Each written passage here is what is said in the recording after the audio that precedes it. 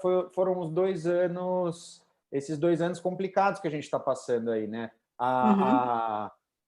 A Assembleia que elegeu a minha chapa e eu como presidente foi exatamente há 2 anos atrás, foi no final de junho, começo de julho de 2019. Aí a gente ficou por uns 4, 5 meses estruturando a associação, fazendo site, montando, enfim, as regras, os regimentos e as coisas da associação. Acabamos lançando os planos, algumas atividades já começaram desde o começo, de agosto de 2019, que foram as atividades do Grupo de Educação e Pesquisa, porque nesse começo, como a gente ainda não tinha CNPJ, não tinha como ter os associados propriamente dito, a gente estava estruturando a associação, a gente também não tinha recurso nenhum. Então, a gente pensou em uma forma de fazer a bola começar a rodar, de começar a engajar as pessoas e tal, por meio desse grupo de educação e pesquisa, que foi um grupo super legal, com voluntários que doaram seu tempo para produzir material, produzir seminários, fazer entrevistas, escrever textos e uma série de coisas que orbitam o tema da nossa associação, que é o chá. E aí, mais ou menos depois de uns 6 meses, já no começo de 2020, a gente lançou finalmente os planos de associação. E, enfim, aí foi nesse cenário conturbado de começo da pandemia e tal, a gente teve que se reinventar, assim, porque tanto a disponibilidade das pessoas, que eram os voluntários, por conta de todo mundo, enfim, eu, inclusive, ter da noite para o dia sido colocado numa situação muito complicada para os nossos negócios e para os negócios de todos os empresários que participam da associação. Também um outro setback assim muito grande foi que a associação, de certa forma, a nossa missão como entidade, além da promoção da boa informação sobre o chá e outras coisas que a gente tem como norte, uma das coisas importantes que faria com que vai fazer ainda, né, com que a associação ganhe tração e ganhe representatividade, é justamente a gente promover encontros entre as pessoas do chá. A gente tinha planos de fazer um encontro anual, um seminário anual, a gente acabou migrando isso para o virtual e tal, mas esse nosso plano também, por conta da pandemia, foi readaptado, né? A gente teve que repensar esse plano, a gente teve que, enfim, voltar para esse local de pensamento de projeto, o que a gente vai fazer e tal, e repensar várias coisas, porque é isso, a gente ficou impossibilitado de promover os encontros, que eram dos objetivos da associação, fazer as pessoas se encontrarem, trocarem, conhecerem as pessoas que estão trabalhando com chá, conhecerem os produtos das pessoas que estão importando, trazendo chá, conhecerem os produtos que estão sendo produzidos aqui no Brasil, enfim. E isso a pandemia acabou nos tirando essa oportunidade de promover encontros reais, né? A gente se reinventou, acabamos fazendo um seminário virtual que foi muito legal, multidisciplinar, teve gente da ABS, da Associação Brasileira de Sommeliers, nos aproximamos do pessoal da Associação Brasileira do Kombucha também, que é o ABCOM, enfim, para começar a entender essas outras entidades, como que elas operam, como que elas funcionam, convidá-los a entender qual era a nossa proposta. Várias sinergias já surgiram desse encontro, mesmo sendo um encontro virtual, então ele teve um resultado legal e foi uma coisa bacana, enfim, está aí registrado para quem quiser ver também. A gente acabou que o fato de fazer todas essas coisas virtuais, a gente gravou tudo isso e agora a gente consegue disponibilizar tantos seminários, as aulas, as entrevistas, esse próprio simpósio virtual do chá que a gente fez no ano passado também. Então, todos esses materiais estão disponíveis para os associados agora e para sempre, né? Então, isso foi uma coisa legal, pelo menos que a gente conseguiu ter tudo isso gravado, registrado e tal. Mas acho que é isso, assim, a gente teve esse contratempo grandioso, como todas as pessoas do mundo tiveram nesses últimos 2 anos por conta da pandemia, né? Mas eu acho importante ressaltar e pontuar que a associação está aí, a associação sobreviveu a esse momento árduo que a gente passou, e estamos crescendo, estamos cada vez mais, os nossos grupos de trabalho estão produzindo materiais e resultados interessantes também. Tem um outro grupo de trabalho que nasceu aí, que é dos chás brasileiros, que depois a gente pode conversar um pouco sobre ele. Também tivemos uns resultados interessantes dos esforços desse pessoal. Mas acho que em termos de começo e pandemia, foi meio isso, assim.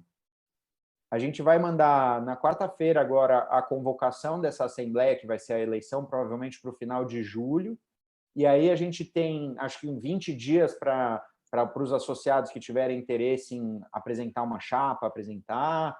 Então, mais para frente, eu vou saber melhor, enfim, quantas pessoas vão estar concorrendo e qual que vai ser a cara dessa nova gestão. Mas, independente de qual vai ser a cara, de quem vai ser o gestor da associação, tem uma coisa que é muito importante ser ressaltada, que é assim, os grupos de trabalho, que são os grupos que, de fato, estão produzindo coisas e tocando as atividades da associação, eles são grupos apolíticos, eles são grupos que não têm ligação comigo especificamente. São iniciativas dos associados.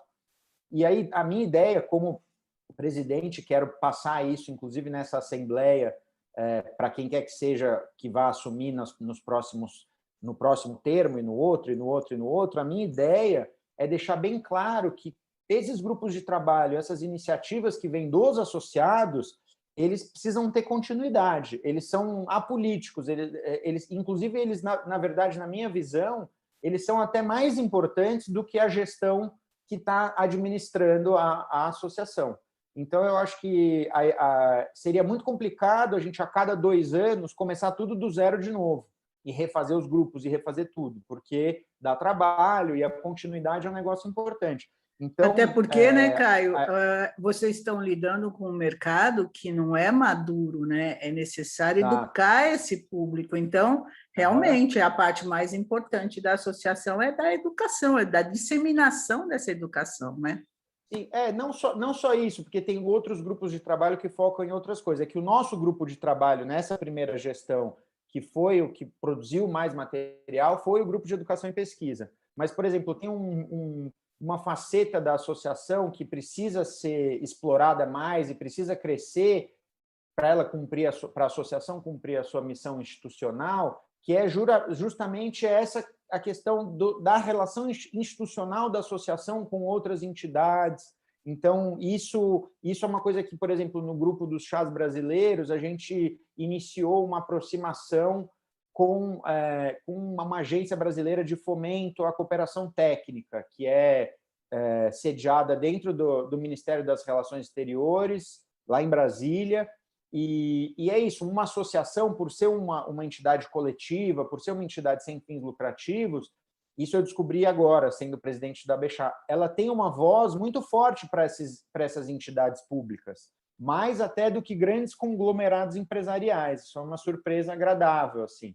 Então, assim, a abertura que se tem para uma associação, que é uma iniciativa, como eu falei, coletiva, sem fins lucrativos e tal, é grande dentro dessas entidades. Então, isso é um negócio que é um caminho que a gente precisa continuar trilhando e precisa haver também um olhar da liderança de quem for assumir a Bechá, para entender que essa também é uma missão institucional da associação, traçar essas parcerias de cooperação técnica, enfim, fazer outras coisas no sentido de fomentar o mercado do chá, que não só educação e pesquisa. Óbvio que educação e pesquisa é ótimo, mas isso também tem que tomar cuidado para a gente não ultrapassar também a linha do que é a nossa obrigação e do que é uma coisa que tem outras empresas e outras pessoas que estão fazendo.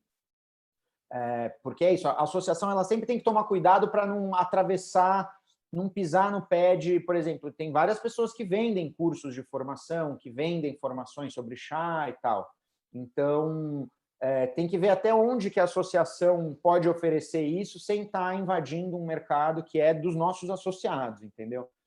Então, nesse sentido, até a última atividade que a gente fez dentro do grupo de educação e pesquisa, eu até acho que comentei com você, que foi muito legal, que foi, a gente pegou perguntas padronizadas, então todos os entrevistados responderam as mesmas perguntas e convidamos todos os educadores de chá que tem no Brasil, que tem escolas relevantes, que tem cursos online, cursos presenciais, cursos de sommelier, enfim, N tipos diferentes, bem variados. Então, desde um pessoal que tem um negócio mais alternativo, até um pessoal que tem um negócio super de estudo, mais objetivo e tal. E balizamos essas perguntas, fizemos um sorteio, para ser bem democrático, um sorteio tanto para definir a ordem de que seriam divulgadas essas entrevistas, para não prejudicar ou beneficiar ninguém, tanto para saber quem que seria o entrevistador. Então, cada membro do grupo de educação e pesquisa foi sorteado para entrevistar uma dessas escolas de chá, e a data da divulgação disso também foi sorteada. Isso tudo tem gravado lá, a gente gravou esse sorteio. E aí a gente fez essas entrevistas e agora divulgamos isso como uma forma de disseminação do conhecimento, mas como uma forma também de abrir uma possibilidade de um novo entrante no mundo dos chás conseguir olhar de forma clara quais que são as linhas que ele pode seguir em termos de estudo. E aí ele pode assistir essas entrevistas e falar: tive uma afinidade maior com a escola X, ou gostei da metodologia da escola Y. E ouvindo isso de um lugar neutro, que é o lugar da associação, que é um negócio que para isso que a associação serve, né? Então você não vai entrar no site do curso de uma pessoa e ler, a pessoa está tentando vender o curso dela, enfim, fica uma coisa que você não sabe direito, né? Agora não, a associação fazer assim de uma forma democrática, eleição da ordem de divulgação, eleição de quem vai entrevistar quem, todos os entrevistados responderam as mesmas perguntas, então você também não cria um espaço maior ou menor para alguém se expor, nada, é tipo tudo balizado para a pessoa poder entender e sentir qual que é o caminho que ela se interessa, assim. Então isso também é um trabalho que eu acho legal que a associação tem feito, que é um trabalho de não concorrer com o pessoal que produz conhecimento, mas sim cooperar com esse pessoal, até para disponibilizar o acesso a essas metodologias e essas escolas para todo mundo que quiser ir atrás, entendeu? Agora, falando do material que você me mandou, eu achei muito interessante essa proposta de projeto de cooperação técnico com o Reino Unido, né? Você mandou aqui. Primeira pergunta, por que o Reino Unido? O Reino Unido, engraçado que eu estava conversando com ela nesse momento, essa iniciativa, a associação, a diretoria, como eu falei, o que precede a diretoria e quem está comandando a associação são os associados. Então, essa iniciativa é uma iniciativa de uma associada, que é a Cláudia Santana, que me procurou e falou: Caio, eu tenho uma ideia e queria expor para você. E a ideia dela era muito boa. Qual que era a ideia dela? A ideia dela, ela falou: olha, eu tenho um canal de entrada dentro desse universo das agências de cooperação. Ela, enfim, foi uma funcionária de carreira, acho que da Petrobras, ela, enfim, conhece como é que funciona a coisa pública, assim, e ela falou: olha, eu tenho uma ideia, a gente pesquisou, na verdade, no começo era com o Malawi, porque o Malawi também tem um histórico de produção de chá e tal, mas aí, conversando com o pessoal da agência de cooperação, eles pontuaram que o Reino Unido tem um histórico forte de cooperação técnica nesse sentido, e o Reino Unido é um país que teve, ao longo da sua história, várias colônias que produziram chá. E a produção de chá nas colônias inglesas foi introduzida pelos ingleses. Então, tem muita gente que acha... Isso também é material de um outro seminário que teve no grupo de educação e pesquisa, que é interessante. Muita gente acha, por exemplo, que o chá da Índia ele tem uma história parecida com o chá na China e tal. Só que, na verdade, o chá na Índia é super recente. Ele foi introduzido forçadamente pelos ingleses quando a Índia era uma colônia inglesa. E esse padrão se repetiu em outros lugares do mundo também. Então, dentro das expertises que os órgãos de fomento à agricultura e essas coisas da Inglaterra têm, eles têm um manual de como fazer isso, de em quais cultivares funcionam em cada lugar, como que você faz um projeto de introdução da Camellia sinensis num lugar diferente, tal. Então, por esse motivo que a gente pensou em fazer esse primeiro approach com os ingleses mesmo, e também porque eu perguntei, você conhece um pouco da minha história, a gente já se conhece faz um tempo, eu tenho um grande laço, um grande apego à indústria chinesa do chá, né? E a primeira coisa que eu falei na primeira reunião que a gente estava com esse pessoal da agência de cooperação, eu falei, por que a gente não bate na porta da China e vê se eles têm... E aí eles falaram, a China tem um canal de cooperação dentro deste canal do Ministério das Relações Exteriores e tal, um pouco mais difícil, ou bem mais difícil, na verdade, eles falaram, do que a Inglaterra. Então, e o Japão? também tem essa questão. Vocês pensaram no Japão? Pensamos sim no Japão, e o Japão está na pauta para ser um possível, depois que a gente tiver o projeto mais estruturado, vai ser um dos países que a gente vai apresentar e ir atrás dessa cooperação. Mas só para fechar, então. Claro. Então, essa pessoa trouxe isso para a gente incluiu isso por a gente entender que, no primeiro momento, essa cooperação técnica seria uma cooperação na área da produção. A gente incluiu isso dentro, porque tem outros momentos, a gente conversou com eles, inclusive, esses programas de cooperação técnica incluem até investimentos, incluem cooperação técnica de setor privado. Então, assim, falar, a gente está querendo, sei lá, expandir, fazer uma usina de beneficiamento de chá enorme lá na região do Vale do Ribeira, vamos achar um investidor, uma empresa para fazer isso. E isso também faz parte do que essa agência oferece, mas a gente entendeu que, nesse primeiro momento, a cooperação que a gente queria fazer para firmar esse início de parceria não seria uma coisa do setor privado, seria uma coisa pública mesmo, e seria na área de cooperação técnica agrária, rural, entendeu? Para importar a expertise, importar cultivares, informação de como fazer e tal, tal, tal. Então, como esse foi o escopo inicial que a gente resolveu começar, a gente colocou isso na gaveta dos chás brasileiros, porque, enfim, a ideia do grupo dos chás brasileiros entre outras coisas, é fomentar e ajudar os produtores locais e nacionais a elevarem a qualidade dos chás deles, enfim, criar canais para apresentar esse chá brasileiro, esse novo chá brasileiro que está sendo produzido para entidades internacionais, para competições, enfim, aumentar a visibilidade do chá brasileiro como um chá premium a nível mundial. E aí a gente colocou essa ideia dentro do escopo dos chás brasileiros. Essa pessoa, que é a Cláudia, foi adicionada ao grupo de chás brasileiros, e agora a gente está tocando isso nesse âmbito, que nada impede que isso mais para frente vire uma outra coisa. Entendeu? Se, de repente, dentro da nossa parceria de cooperação, os caras falam, olha, a gente está com os investidores que querem investir no Brasil para produzir chá. Aí, beleza, aí a gente pensa, bom, como que a gente vai fazer? A gente abre uma rodada, chama os associados, apresenta a ideia para eles, vê quem se interessa. Então, assim, esse é só, como tudo que a gente está fazendo na associação, como é o começo, existem vários jeitos de se começar cada coisa, né? Essas coisas que eu estou falando para vocês são só o jeito que a gente, ou por direcionamento e ideia de como fazer, ou por acaso, às vezes até pelo que nos foi oferecido, esse é o jeito que a gente resolveu começar agora nesses primeiros 2 anos. E esse approach com essa associação inglesa, né? Ele está em que pé? Vocês fizeram a primeira... Vocês falaram para eles, nós existimos, a nossa associação está assim, estamos procurando a expansão da cultura do chá no Brasil. É isso? Burocracia, mais ou menos. Tem umas burocracias de procedimento, né? Por ser um órgão dentro do Ministério das Relações Exteriores, que tem algumas formalidades que precisam ser seguidas. A gente está fazendo isso agora, então a gente fez um ofício pedindo para essa agência nos incluir dentro das entidades que eles ajudam a firmar as cooperações e tal. E aí, nesse momento, especificamente, eles já aceitaram nos representar e nos apresentar para os parceiros deles.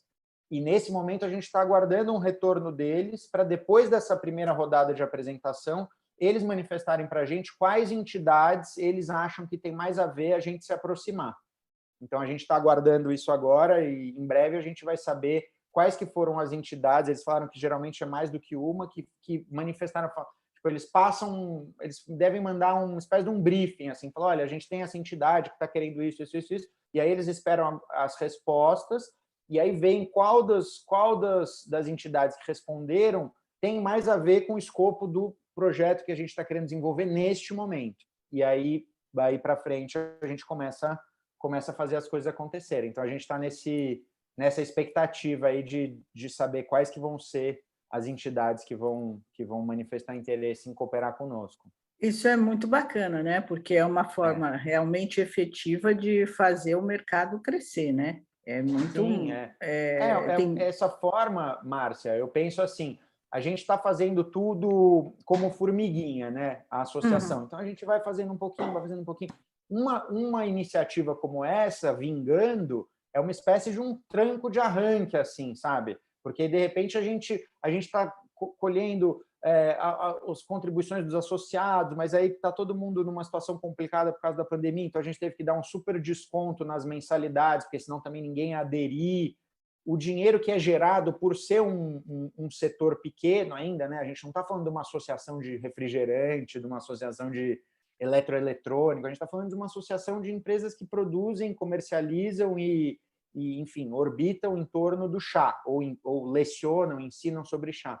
Então, é uma indústria pequena. Então, a gente contar com os recursos dessas pessoas para fazer grandes coisas é complicado. O ritmo é um ritmo lento nesse caminho. Então, essa opção de firmar uma parceria, de repente ter uma injeção de dinheiro mesmo dentro da associação para desenvolver projetos que a gente quer fazer, uma injeção de expertise, de know-how de terceiros e tal, é um grande acelerador, né? Uma coisa que acelera talvez em anos o que a gente está tentando construir aos pouquinhos e que a gente vai continuar construindo aos pouquinhos, porque é assim que se faz, mas é uma perspectiva legal, assim, a gente está bem animado com isso e eu vou te manter atualizado, assim que as coisas forem se desenvolvendo, eu te aviso.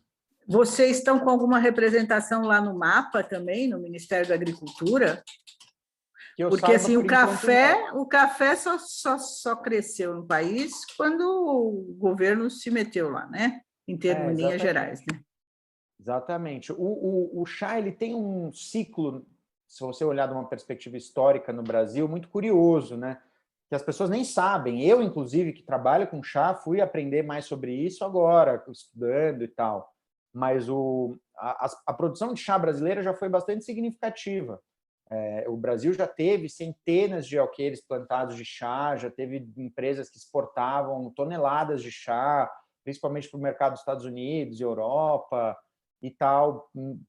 Acho que seu auge foi no final dos anos 80, começo dos anos 90 dessa indústria, e essa indústria ruiu em competitividade, principalmente com os planos monetários, né? Então, assim, para um produto que não tinha mercado interno quase nenhum, era 100% voltado para exportação, você coloca um plano real com uma paridade de 1:1 do real para o dólar, imagina como que para os importadores o chá brasileiro da noite para o dia ficou caríssimo. Entende? Então, o que aconteceu? Nesse momento, os grandes importadores, Estados Unidos, Europa, tal, começaram a comprar os chás do Ceilão, começaram a comprar os chás do Sri Lanka, começaram a comprar mais chás da China, porque ele era muito mais barato que o chá brasileiro. E aí, como o chá brasileiro não tinha... Quando isso acontece o tempo inteiro, né? Por exemplo, a produção de café existia também no começo do Plano Real e não acabou a produção de café no Brasil. Por quê? Porque tem um puta mercado interno. Aí o produtor, ele equilibra, ele fala, bom, não está valendo muito a pena exportar, vende no mercado interno. Enfim, o chá ele não tinha essa flexibilidade. Então, quebrou as pernas dos produtores e tem assim, fazendas e fazendas de chá abandonadas até hoje, assim.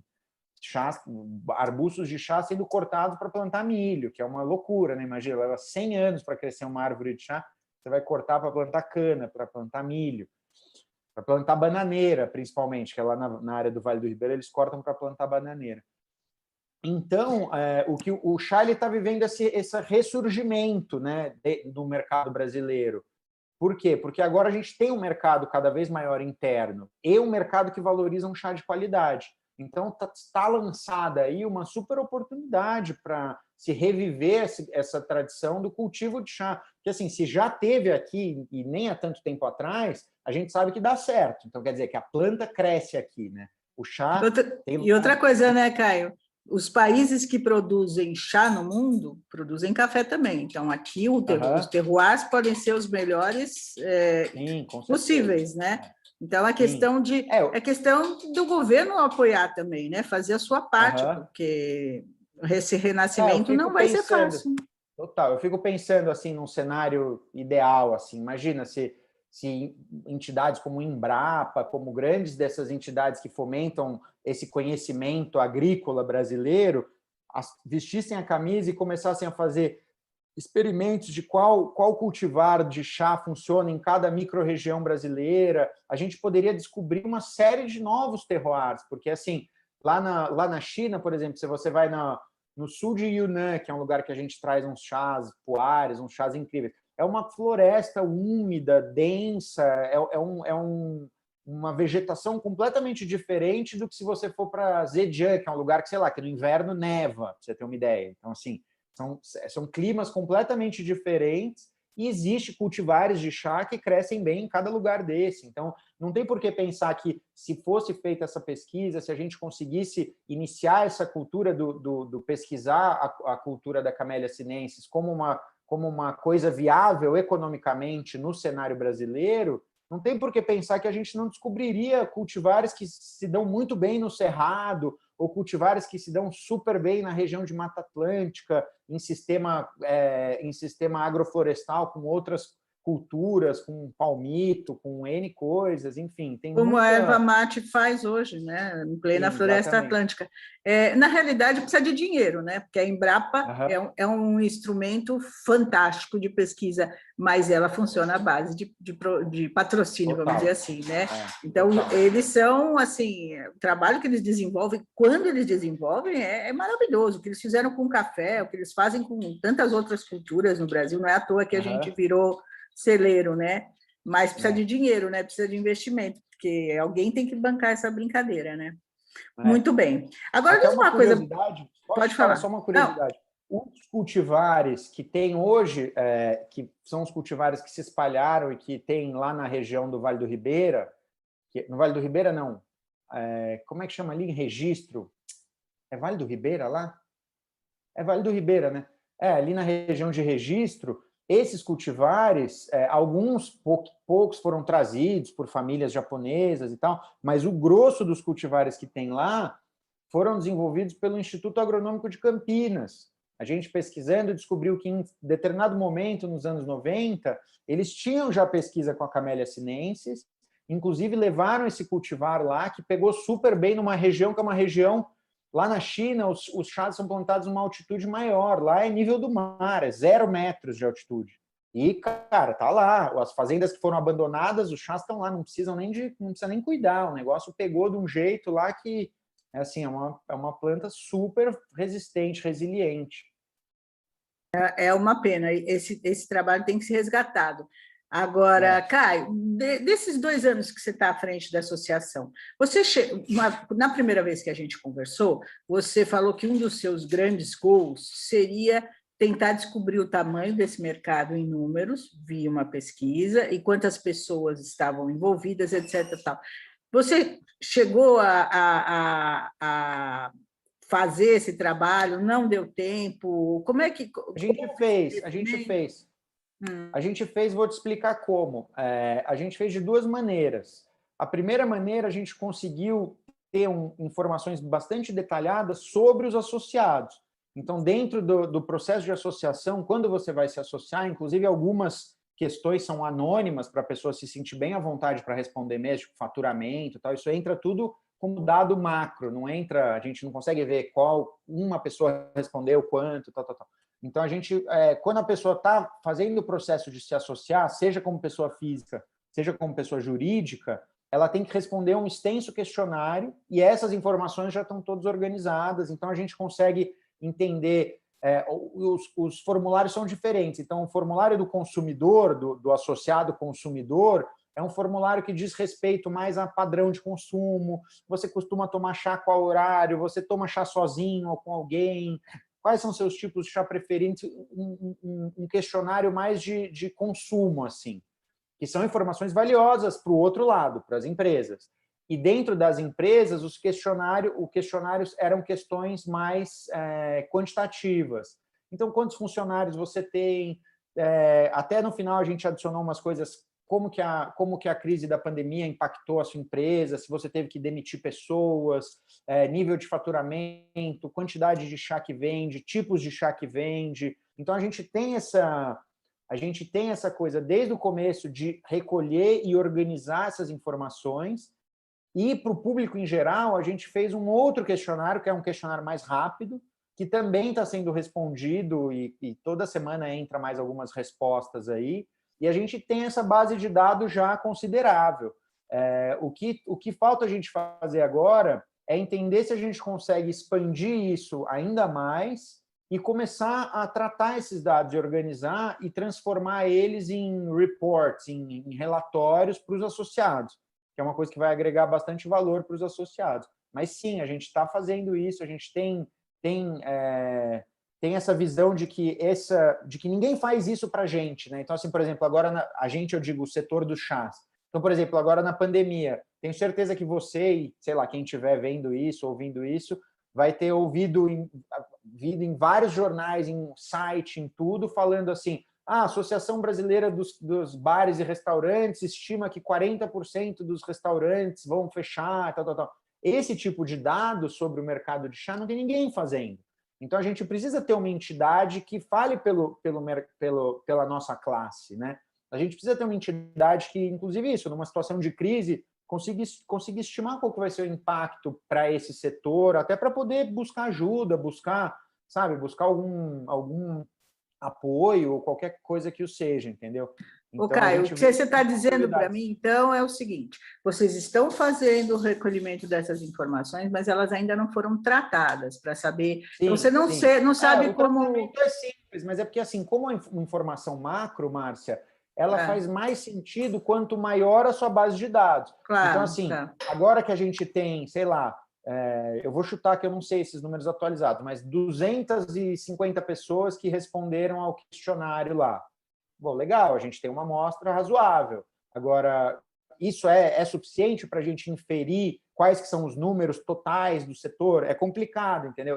Como eu sou economista, eu já trabalhei com pesquisa, com dado e tal, eu tenho um rigor com tratamento de dado, que assim, a gente já poderia ter soltado uns slides, uns gráficos pizza, quantos isso, aquilo, só que eu estou esperando a gente ter um pouco mais de robustez nesses dados, para não ficar um negócio muito vago, entendeu? Agora, deixa eu te perguntar uma coisa. 2 anos atrás, a Nielsen nem tomava conhecimento do mercado de chás no Brasil. Vocês não eram parte da análise de dados de mercado de consumo. Permaneceu isso, né, nesses 2 anos, ou você não sabe? Eu ainda não recebi, e acho que teria chegado até a gente da associação, se existisse alguma empresa que está fazendo um trabalho consistente de levantamento de dados, inclusive porque eu acho que a gente seria a primeira pessoa que eles iriam oferecer esse serviço, né? Então, assim, pode ser que exista, eu desconheço, sendo bem sincero. Assim. Agora, eu te interrompi bastante. O que mais que você quer falar? Essa parte da...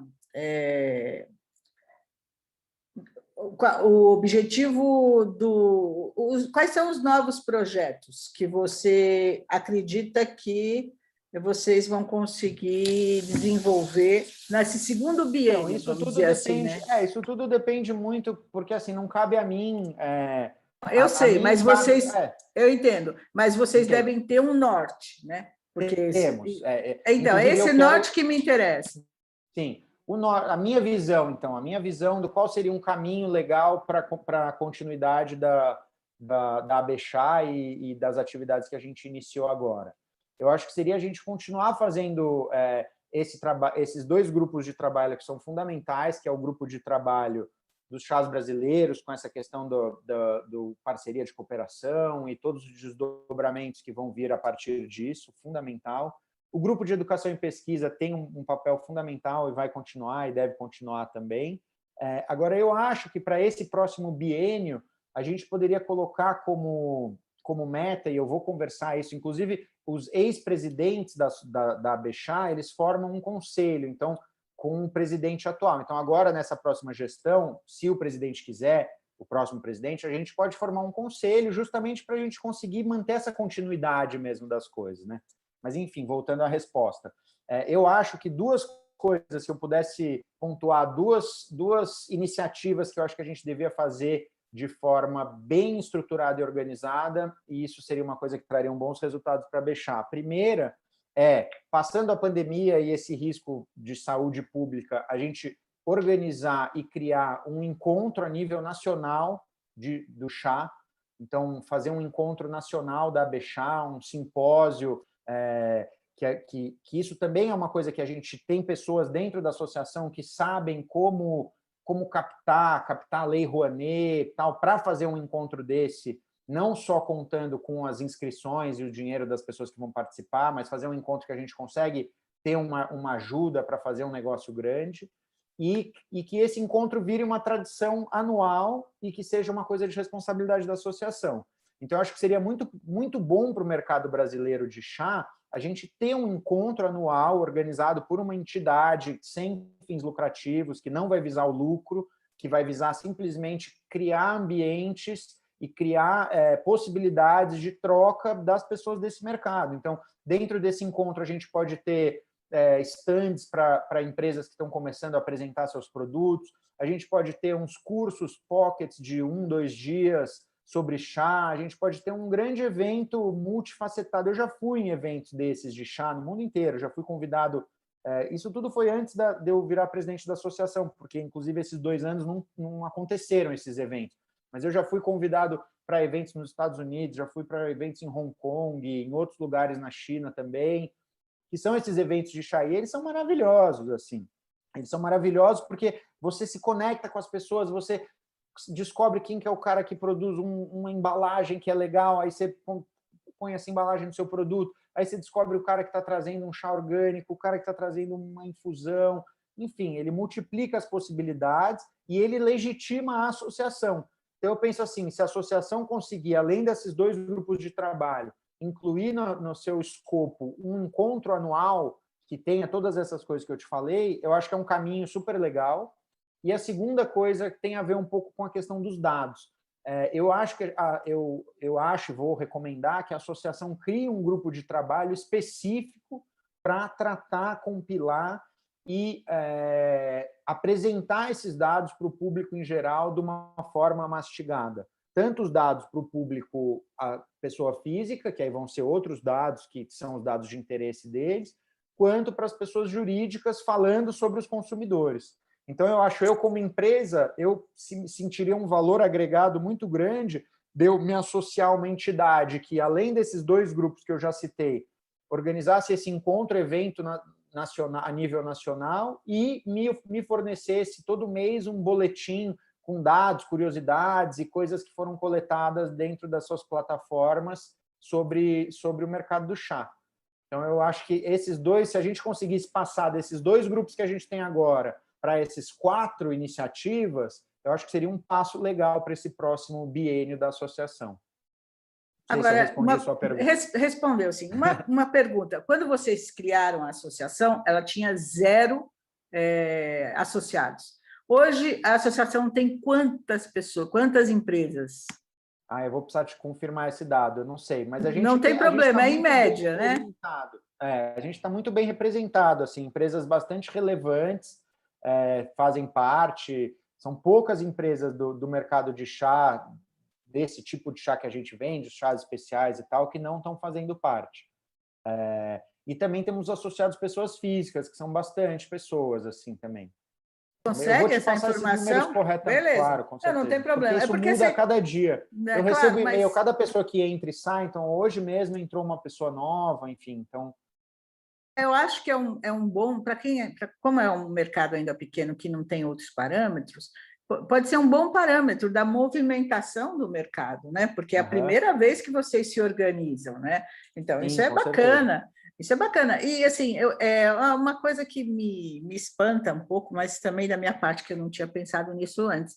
Mas, por exemplo, uma empresa como a Coca-Cola, ela tem comprado insumo no Brasil para produzir o chá dela, não é? Não tem? Mate Leão lá? Tem.